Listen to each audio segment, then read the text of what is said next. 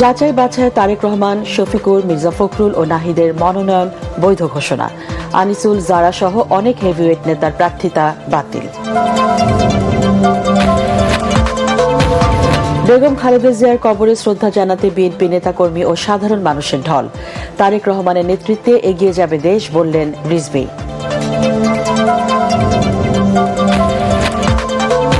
অনিশ্চয়তা ও শঙ্কা নিয়ে নির্বাচনে অংশ নিচ্ছে জাতীয় পার্টি। 220টি আসনে প্রার্থী। লেভেল প্লেইং ফিল্ড থাকলে ইতিবাচক ফলাফলের আশা।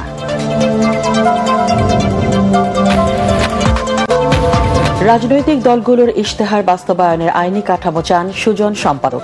নির্বাচনে পুলিশ নিরপেক্ষভাবে কাজ করবে, আশা ডিএমপির।